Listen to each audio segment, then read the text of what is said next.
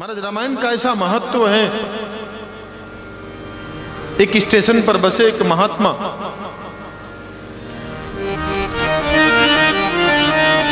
मूल गुटका। हमारे यहाँ चित्रकूट महाराज 16 प्रकार की रामायण आती है, लहान मोटी मोटी मोटी। बाबा रामायण पाठ कर रहे थे। 9 दंपति 2-5 दिवस पहले उनकी लग्न हुई। महाराज आकर के और प्लेटफॉर्म में कुर्सी पर बसे, दोनों आपस में विनोद कर रहे थे, दोनों आपस में हंस रहे थे और बाबा समोर बसे रामायण पाठ करते थे। महाराज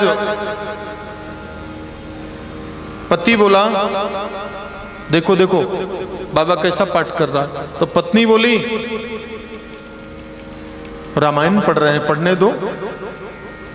बोले रामायण नहीं है। महाराज उसने जाकर के बाबा को पूछ लिया, बाबा ये क्या पढ़ रहे हैं? बोले बेटा रामायण है। बोले अच्छा इसमें क्या लिखा हुआ है? बोले बेटा एक बार वक्त मिले जरूर पढ़ना। बोले इसमें क्या लिखा है बताऊं? जब देखो रामायण पढ़ते रहते हैं, राम राम करते रहते हैं। नवीन पीढ़ी। महाराज बाबा का विनोद किया, इतने में आ गई ट्रेन। ट्रेन में मोटी गर्दी, भगदड़ मच गई। महाराज सब भाग भाग करके ट्रेन के भीतर घुसे। महाराज वो लड़का भी स्वतः भीतर घुस गया और धर्म उसकी पत्नी बाहर रह गई।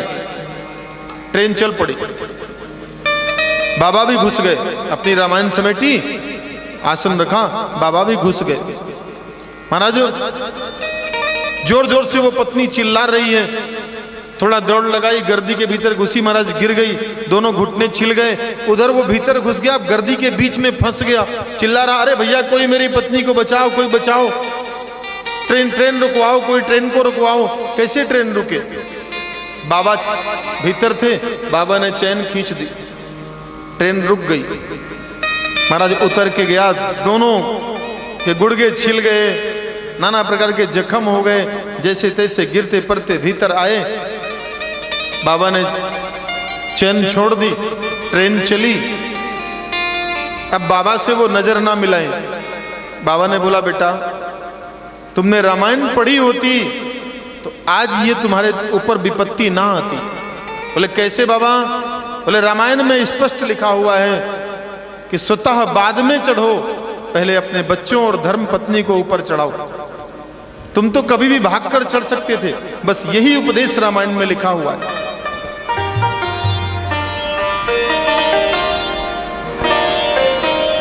महाराज रामायण का एक ही ग्रंथ, रामायण का एक एक शब्द संतों की महिमा का वर्णन करता है।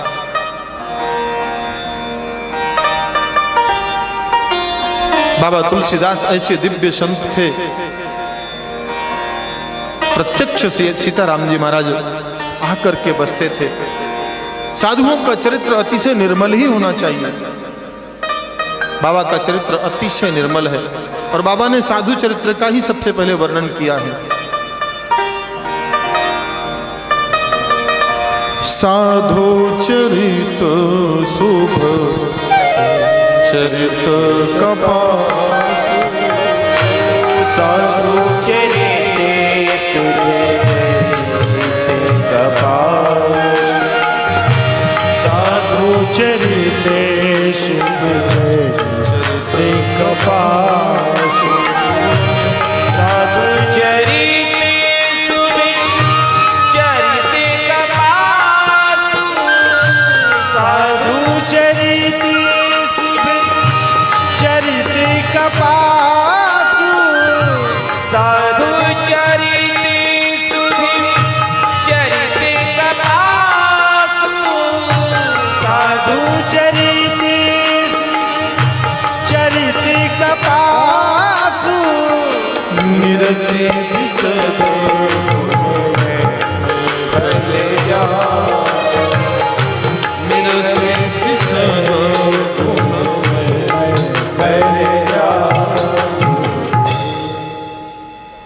महाराज। इस संपूर्ण रामायण महाग्रंथ की रचना साधुओं का वर्णन करते हुए बाबा तुलसीदास जी ने लिखी है। तुलसीदास जी ने भगवान श्री राम की स्तुति गाई, मंगलाचरण किया। बाबा तुलसी जी के चरणों में कोटि कोटि बंदन करते हुए हम आप सब इस महाग्रंथ में प्रवेश करें। बाबा मंगलाचरण करते हैं। वर्णानामर्थ संघानां रसानां छन्दसामपि मंगलानां च करतारो वंदे वाणी विनायको। बाबा ने सर्वप्रथम वर्णाक्षर के पहले शब्द से इस महाग्रंथ का प्रारंभ किया। वाह! और पहला शब्द क्या प्रयोग किया? वर्ण। अर्थात इस ग्रंथ में किसी एक व्यक्ति विशेष का अधिकार नहीं है। वर्ण, प्रत्येक वर्ण के इस जगत के विस्तार का जो मूल अर्थ है वही तो रामायण है। और प्रत्येक वर्ण को मानो बाबा ने कह दिया हो वर्णानामर्थ संघा नाम। वर्ण यदि संघ में रहे तो मध्य राम विराजमान हो ही जाते हैं, सहज रामराज आता है। अर्थात एक दूसरे के प्रति अतिशय प्रेम।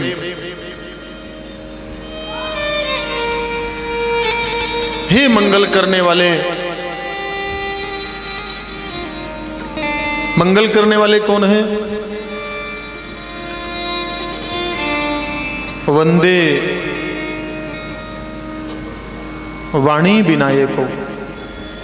मंगल करने वाले भगवान श्री गणेश। बाबा ने सबसे पहले गणेश जी को नमस्कार किया और अपनी वाणी के अधिष्ठात्री सरस्वती जी को प्रणाम किया। बाबा का किसी वर्ण विशेष से कोई भेद नहीं है कि बाबा का कोई भेद हो वर्ण विशेष से। न किसी शास्त्र से कोई विरोध है बाबा का। तुलसीदास जी का कोई शास्त्र से विरोध नहीं और शास्त्र की सम्मति भी नहीं। बाबा तो सीधा लिखते हैं स्वान्तः सुखाय तुलसी रघुनाथ गाथा भाषा निबद्धमति मंजुल मातनोति। बाबा साफ साफ लिख देते हैं मैंने अपने अंतःकरण के सुख के लिए, मेरा किसी से कोई बैर नहीं, किसी का इस ग्रंथ से कोई राग नहीं, किसी की बुराई नहीं। मैं अपने अंतःकरण के सुख के लिए इस रघुनाथ जी की गाथा को लिख रहा हूं। रघुनाथ जी की गाथा का मैं लेखन कर रहा हूं। महाराज रघुनाथ जी को जानते हैं आप सब? रघुनाथ कौन है? रघुनाथ कौन है?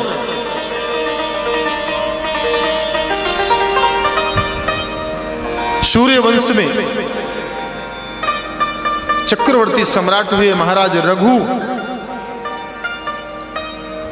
और उस वंश के जो नाथ हैं प्रभु श्री राम, प्रभु श्री राम को ही बाबा तुलसी रघुनाथ कहकर संबोधित करते थे। प्रत्येक जगह महाराज बाबा तुलसी ने जहां भी लिखा है रघुनाथ कहकर के ही भगवान का संबोधन किया है। आज भी महाराज एक महात्मा ऐसे हैं जो रघुनाथ जी का नाम लेकर वृंदावन में भ्रमण करते हैं। आज भी एक महात्मा वृंदावन की पावन भूमि में भ्रमण करते रहते हैं रोज, और लोग जो ही उनको मिलते हैं वही बोलते हैं बाबा राधे राधे, लेकिन वो बाबा बोलेंगे जय रघुनाथ जी की, आज भी बोलते हैं। लेकिन सारी संत मंडली बाबा को जज साहब कहती है, जज साहब। पूरे वृंदावन में बाबा जज साहब के नाम से फेमस है, विख्यात है। लेकिन ब्रज में रहकर के भी, वृंदावन में रहकर के संपूर्ण ब्रजवासी राधे राधे बोलते हैं, लेकिन बाबा जय रघुनाथ जी की बोलते हैं।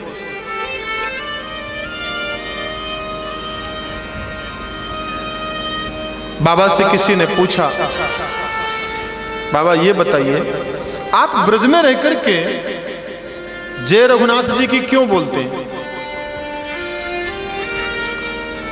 बोले भैया मैंने और कुछ जाना ही नहीं, मैंने केवल रघुनाथ जी को ही जाना। कैसे? तो वो जज साहब अपने पूरे विस्तार का महाराज प्रसंग श्रवण कराते हैं। दक्षिण भारत में मदुरई के पास एक बंदरगाह है। उस बंदरगाह में मछलियां पकड़ने वाले, नाव चलाने वाले वो होते हैं ना, केवट। केवट को क्या कहते हैं इधर? भगवान राम को जिन्होंने गंगा पार कराया उसको क्या बोलते हैं मराठी में? केवट। मराठी में क्या बोलते हैं? नावाड़ी। हाँ, नाविक, नावाड़ी, नाविक। लेकिन अयोध्या में उसे केवट कहते। महाराज केवट जाति का था, नावाड़ी जाति का, नाव चलाना।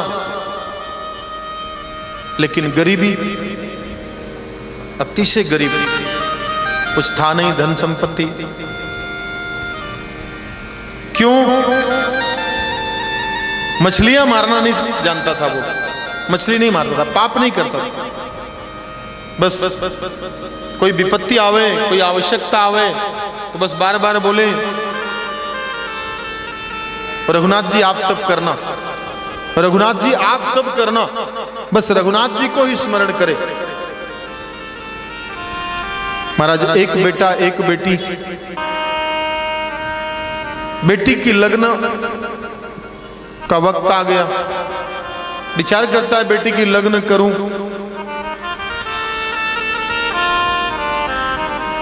तो महाराज लग्न के वास्ते अब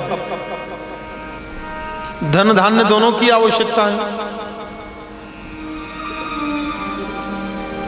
गांव में उनके एक सेठ जी थे, महाराज सेठ जी को बुलाया। अब सेठ साहूकार तो मोटे होते हैं, जिनको आवश्यकता है, गरज है, उनके दरबार में जाओ, उनसे याचना करो, फिर अपनी मनमर्जी का वो पत्र लिखाते हैं, धान्य की गरज है जितनी उतना देते। महाराज उस नावाड़ी का नाम था भोला, नाम भी भोला। महाराज नावाड़ी ने बेटे को कहा, बेटा तेरे बहन की लग्न करनी है, कुछ तो भांडवल व्यवस्थित चाहिए। बेटे ने कहा, बाबा ऐसा करो, साहूकार से कर्जा मांग लेते हैं, साहूकार से कर्जा मिल जाएगा, कर्जा लेकर के लग्न करेंगे, और लग्न के बाद में शहर में जाकर कमाऊंगा, कमा कर लाऊंगा, साहूकार का पैसा चुकता कर देंगे, चुका देंगे कर्जा। भोला ने कहा ठीक है महाराज। महाराज बेटे के साथ दोनों गए साहूकार के घर, और साहूकार से बोला, साहूकार जी हमारे घर में बेटी का लग्न करना है, इतना पैसा दे दो, 1 बरस के बाद हमारा बेटा कमा कर के आएगा, आपका पैसा सूद के सहित पाई पाई चुका देंगे। महाराज साहूकार ने दे दिया। जूने काल की घटना है। लग्न संपले महाराज, बेटी की विदाई हुई, बेटा चला गया शहर में। भोला अपनी नाव में, 1 बरस पूरा हुआ, उसका बेटा शहर से वापस आया घर, बाबा को पैसा दिया, बाबा लो साहूकार का चुकता करके हिसाब आ जाओ।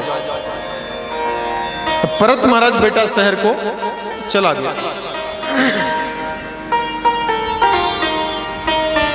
वो भोला साहूकार के घर गया, घर जाकर के साहूकार को पैसा दिया। साहूकार ने अपने हिसाब की जो डायरी थी उससे उसने हिसाब चुकता लिख दिया और एक पर्ची में हिसाब बना करके भोला नावाड़ी को दे दिया। नावाड़ी ने उसको ले लिया पर्ची को, लेकिन प्यास लगी। नावाड़ी ने बोला, साहूकार जी प्यास लगी है, पानी मिलेगा? बोले हाँ, भीतर जाओ, उधर मटकी में पानी है, पानी काढ़ के सोता से पियो। तो उसने वो हिसाब की पर्ची उधरी छोड़ दी, उधरी टाक दिया, भीतर पानी लेने चला गया कि अब हिसाब तो हो गया है, अब पर्ची की गरज का है। महाराज साहूकार के मन में विचार गलत हुआ। उसने वो पर्ची उचाई, अलमारी में एक दूसरी डायरी के बीच में दबा दी, दूसरी डायरी के बीच में अलमारी में दबा दी महाराज वो पर्ची। और ऐसे ही लबाड़ 2-4 शब्द लिख करके दूसरी पर्ची टाक दी। वो भोला नावाड़ी पानी पी करके आया वापस। उसने उस पर्ची को उठा लिया, उठा करके चला आया घर वापस। महाराज 5 महीने के बाद उस साहूकार ने परत अपना मुंशी भेजा, जाओ पैसा मांग करके लाओ। महाराज जब पैसा मांगने आया साहूकार का मुंशी, तो उस भोला नावाड़ी ने कहा, भैया पैसा तो हिसाब तो चुकता हो गया है, ये देखो पर्ची। पर्ची में कुछ लिखा उल्टा सीधा। महाराज उस साहूकार ने केस कर दिया पैसे के लिए। अब साहूकार ने केस किया तो कोर्ट से सम्मन आया। भोला कोर्ट में पेश हुए। जज ने पूछा, क्यों भाई आपने पैसा लिया? बोले सरकार मैंने पैसा तो लिया, लेकिन एक एक पाई, मैं सत्य कहता हूं, एक एक पाई मैंने चुकाई है। अच्छा, साहूकार से जज ने पूछा, आपको नहीं मिला पैसा? बोले मुझे कोई पैसा इसने नहीं दिया वापस। बोले अच्छा तो तुम ये बताओ, जिस वक्त तुमने हिसाब चुकता किया उस वक्त कोई बीच में था? महाराज वो नावाड़ी बोला, जज साहब मैं सत्य कहता हूं, जिस वक्त मैंने पैसा दिया साहूकार को, सिवा रघुनाथ जी के और कोई था ही नहीं, सिवा रघुनाथ जी के कोई था नहीं। अच्छा ठीक है, जाओ अगली तारीख में पेश होना। रघुनाथ जी के नाम सम्मन निकाल दिया। जज ने रघुनाथ जी के नाम सम्मन जारी कर दिया। जज को लगा कोई गांव में रघुनाथ जी होगा, उसको पेश करने के लिए सम्मन लगा दिया। अब जज का पेशकार पुलिस पाटिल होता है ना, वो सम्मन लेकर गांव गांव में घूमता है। पुलिस पाटिल का अर्दली जो होता है, चौकीदार। महाराज सम्मन लेकर गांव गांव में घूम रहा था, पूछ रहा था, भैया रघुनाथ जी का घर कहाँ है, किधर रहते हैं रघुनाथ जी? गांव में कौन बताए किधर रहते हैं रघुनाथ जी? किसी ने कहा भैया रघुनाथ जी का कोई घर नहीं है, रघुनाथ जी का मंदिर जरूर है।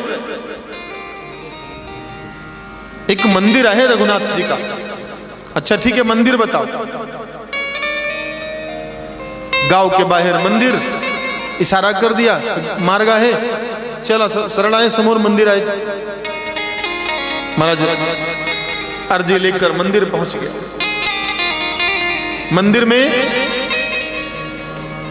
आवाज लगाई, रघुनाथ जी हैं। तो मंदिर में रघुनाथ जी तो नहीं थे, वो पुजारी था, बूढ़ा बूढ़ा। पुजारी ने सोचा कोई बुला रहा है बाहर। पुजारी बाहर निकले, हाँ भैया बोलिए क्या बात है, भूखे हो, पानी पीना है, प्यास लगी है? बोले नहीं, ये रघुनाथ जी के नाम का पत्र है। ठीक है भैया लाओ दे दो। पत्र ले लिया। महाराज पुजारी ने सोचा ये पत्र देकर गया तो कौन गया, और जो चौकीदार पत्र देने आया था उसने सोचा यही रघुनाथ जी है। रघुनाथ जी को मैंने पत्र पहुंचा दिया। महाराज 3 दिवस के बाद तीसरे दिवस रघुनाथ जी की कोर्ट में पेशी बयान के लिए।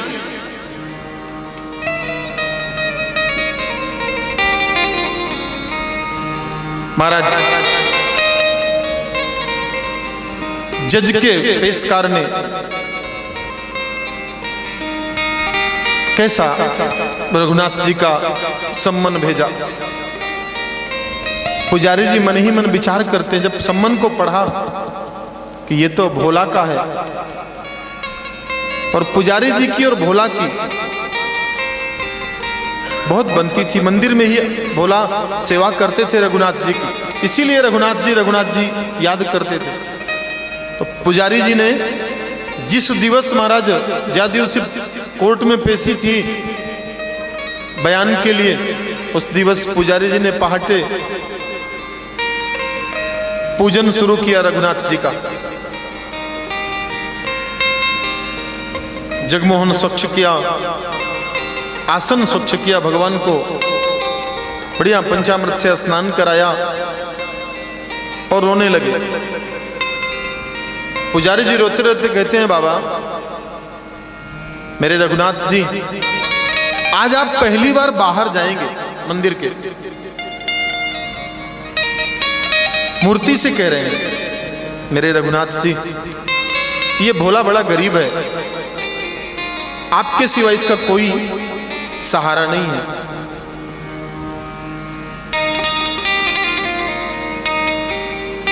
आपके सिवा कोई सहारा नहीं है, ये अतिशय गरीब है, महाराज जरूर जाना, इसकी लाज आपके हाथ में है। बढ़िया बढ़िया सुंदर भगवान को कपड़े पहनाए, दिव्य तैयार किया, श्रृंगार किया, और बोला सरकार इसलिए आपको बढ़िया से कपड़े पहना रहा हूं कि कोर्ट में बड़े बड़े साहूकार लोग बसते हैं, मेरा सांवलिया सेठ उधर गरीब ना लगे। रघुनाथ जी का श्रृंगार और स्वरूप भी सुंदर होना चाहिए। महाराज रोते रोते मोटे आंसू बहा रहे हैं पुजारी जी, और कह रहे हैं रघुनाथ जी इस गरीब का आपके सिवा कोई नहीं है, आप अवश्य जाना।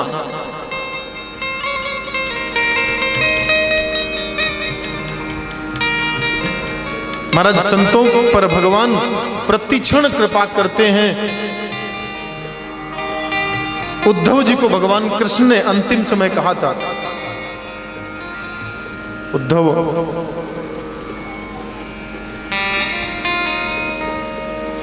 मैं भक्तन को दास भक्त मेरे मुकुटमणि। संत मुझे अति प्यारे लगते हैं। महाराज सूरदास जी ने 4 पंक्तियों में लिखा है, उद्धव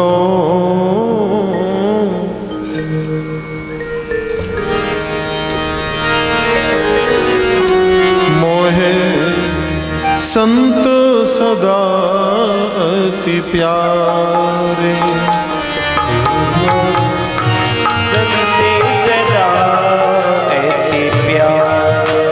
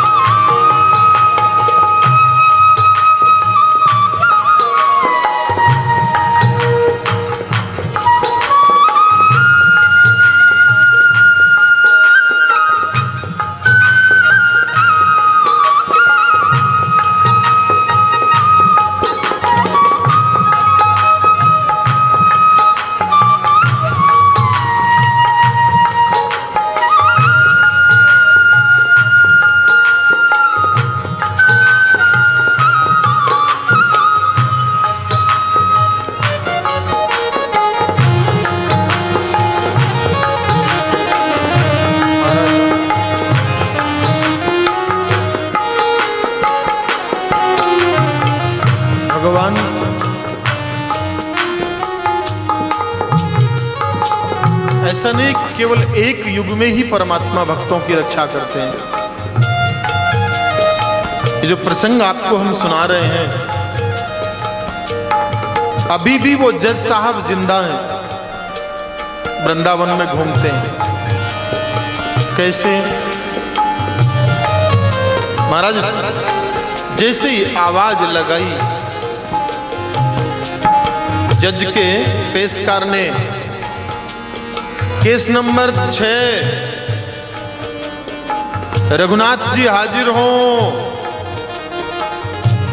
महाराज सत्य कहते हैं, सारे कोर्ट पे उपस्थित लोगों ने देखा एक बूढ़ी बूढ़ी मूर्ति आई, आकर के भीतर खड़ी हुई, खड़े होकर के जज से कहा, हाँ साहिब बोलो। बोले बाबा आप रघुनाथ जी हैं? बोले शायद सम्मन हमें भेजा है तो हम वही हैं। बोलो। बोले बाबा ये बताओ, जब साहूकार को नवाड़ी ने कर्जा दिया, चुकता किया हिसाब, तब तुम थे? जज ने कहा साफ साफ बोलना, शपथ लेकर। बाबा कहते हैं शपथ की गरज नहीं है, ये शपथ उनको देना जो शपथ में संशय रखते हो। हाँ जज साहब मैं बीच उपस्थित था। अच्छा हिसाब बराबर चुकता किया? बोले हाँ बिल्कुल। भोला नावाड़ी ने एक एक पाई पाई का हिसाब चुकता किया और रसीद भी लिया, पर्ची भी दिया, हिसाब चुकता की। तो फिर पर्ची तो इसके पास है नहीं। रघुनाथ जी बोलते हैं पर्ची है। साहूकार की गादी के पाटी से एक मोटी अलमारी है, पाटी मागे एक मोटी अलमारी है, अलमारी के बीच में एक लाल रंग की फाइल रखी है, लाल रंग की बही, बही के 17 नंबर पेज में वो पर्ची दबाई है। अपने किसी को भेजो, उधर से वो पर्ची मंगा लो, वो सच्चे हिसाब की पर्ची है। बोले फिर कैसे? बोले मैं देख रहा था, नवाड़ी को प्यास लगी, नवाड़ी भीतर पानी पीने गया, तब साहूकार ने पर्ची उधर दबा दी और ऐसे ही लबाड़ 2-4 शब्द लिख करके दूसरी पर्ची में दे दिए। महाराज आज भी भगवान अवतार ही संतों के लिए लेते हैं, इसलिए भगवान ने मानो स्वयं अपनी वाणी से उद्धव जी को कहा। सूरदास जी ने बड़ा दिव्य वर्णन किया है। मेरे कारण छोड़ी जगत के भोगी पदार्थ सारे, मेरे कारण छोड़ी जगत के भोगी पदार्थ सारे, नित दिन ध्यान धरे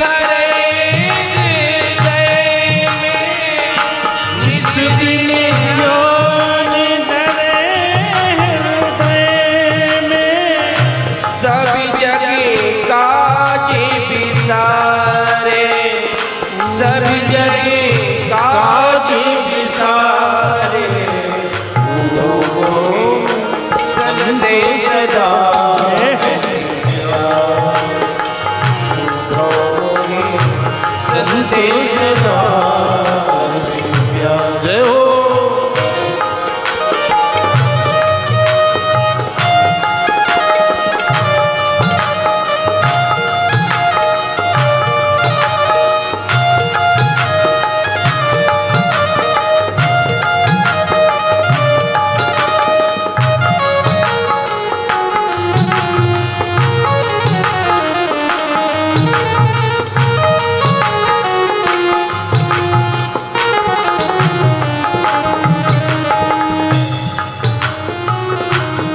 भगवान महाराज जज जो है ना अपनी गद्दी पर बैठा, देख रहा था, भेजा वहां अपने सैनिक को भेजा। सैनिक गया, अलमारी उगाड़ी, महाराज भीतर देखा वो लाल रंग की फाइल, लाल रंग की बही रखी, 17 नंबर पेज खोला, उसमें वो साहूकार की पर्ची लिखी हुई दबी। निकाल के लेकर आया, जज के सामने पेश किया, साहिब यही पर्ची है? बोले हाँ सरकार यही पर्ची है। साहूकार को दिखाया, साहूकार ये तुम्हारी ही लिखाई है। साहूकार ने डोका झुका दिया। महाराज जज ने फाइन तो कर दिया, लेकिन अपनी कुर्सी छोड़कर खड़े हो गए जज। बस रघुनाथ जी बाहर निकले और अंतर ध्यान हो गए। साहूकार बाहर निकला, जज ने महाराज उसी समय अपने उसी फाइल में लिख दिया, आज यदि कोई वास्तविक आया था तो वो सर्वसाधारण कोई नहीं है, वो साक्षात रघुनाथ जी ही आए थे। और मैं इतना अभागा, मतिमंद, अभिमान की न्यायालय की कुर्सी लेकर अभिमान स्वरूप में गद्दी पर बैठा रहा, और मेरे रघुनाथ जी आकर मेरे समोर एक कटघरे में खड़े होकर बयान देकर चले गए। ऐसे जीवन का, ऐसी नौकरी का, ऐसे गुरूर अभिमान का क्या है? अब तो इसकी आवश्यकता नहीं। महाराज उसी समय त्याग पत्र दिया। क्या बेला त्याग पत्र देकर महाराज भ्रमण करते करते, स्मरण करते करते वृंदावन की पावन भूमि तक आते आते महाराज मोटी दाढ़ी हो गई। और आज भी वो ब्रज की भूमि में रमण करते हैं, रघुनाथ जी को ढूंढते ढूंढते रमण करते हैं। मेरे रघुनाथ जी किधर हैं? मानो रघुनाथ जी स्वतः का परिचय तो संतों को ही देते हैं। संत अनुभूति करते हैं, संत हृदय नवनीत समाना। तभी तो महाराज जब हृदय परम पवित्र और शुद्ध हो जाता है तो भगवान स्वतः अपना परिचय देते हैं। इसीलिए भगवान ने उद्धव जी को एक एक शब्द में समझाया। शब्दे मिले तभी मैं मिल जाऊं, संत न मुझसे न्यारे। शब्दे मिले तभी मैं मिल जाऊं, शब्दे न मुझसे न्यारे। बिनु सत्य संग मोही नहीं पावे, बिनु सत्य संग जी नहीं पावे। कोटि यतन कर हारे, कोटि यतन कर हारे। संदेश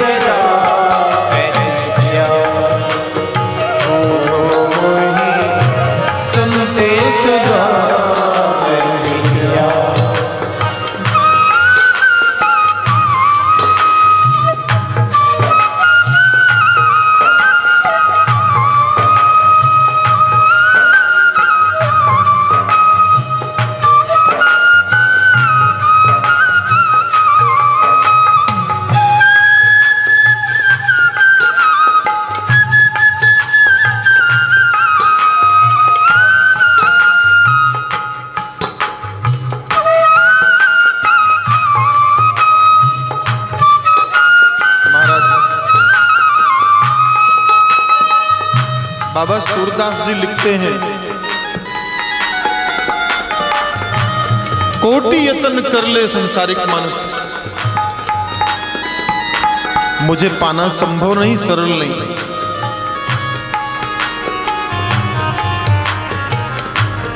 मुझे यदि पाने का सर्वोत्तम साधन कोई है तो पहला जो संतों के पास है निर्मल मन, और दूसरा जे श्रद्धा संबल सहित नहीं संतन कर दास, अतएव नहीं संतन कर साथ, तिनकर मानस अगम कहूं विनयी न प्रिय रघुनाथ। महाराज, मुझे पाने के लिए जो गुण चाहिए वो संतों के पास होते हैं, लेकिन सांसारिक मानुष भी उन गुणों से युक्त हो जाए। क्या क्या बताया? पहला, श्रद्धा का बल होना चाहिए। जे श्रद्धा संबल, श्रद्धा का बल। और संतों का साथ, नहीं संतन कर साथ। और आगम निगम की व्यवस्था को जानने का गुण होना चाहिए।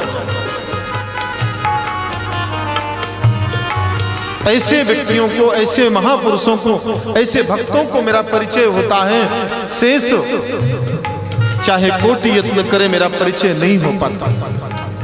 बाबा तुलसीदास जी को मेरा परिचय इसीलिए हुआ, क्यों कि सबसे पहले बाबा ने मेरे भक्तों की सेवा करी, मेरे संतों की सेवा करी, मेरे संतों का तिलक स्वरूप किया, इसलिए मुझे बाबा को परिचय देना पड़ा। उद्धव जी ने कहा, महाराज अगर आपको संत इतने प्यारे हैं तो फिर आप सत्संग की महिमा का वर्णन क्यों करते हैं? भगवान कहते हैं, उद्धव सत्संग ही श्रेष्ठ है, मेरे पास तक पहुंचने की सर्वोत्तम श्रेष्ठ कील है सत्संग। अगली पंक्ति महाराज बड़ा सुंदर भगवान ने उपदेश किया। जो संत के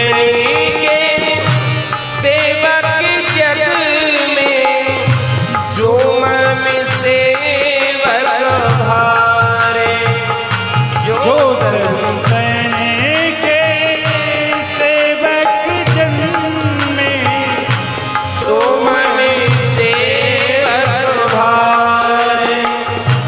ब्रह्मानंद संत जन पल में, संत जन पर में ब्रह्मा में बंधन टारे। संदेश संदेश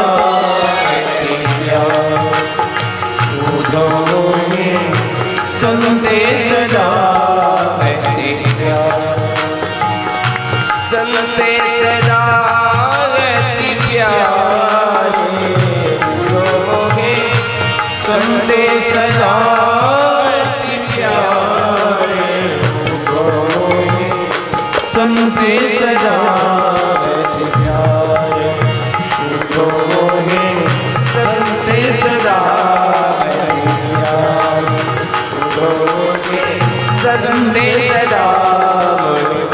संदेश संदेश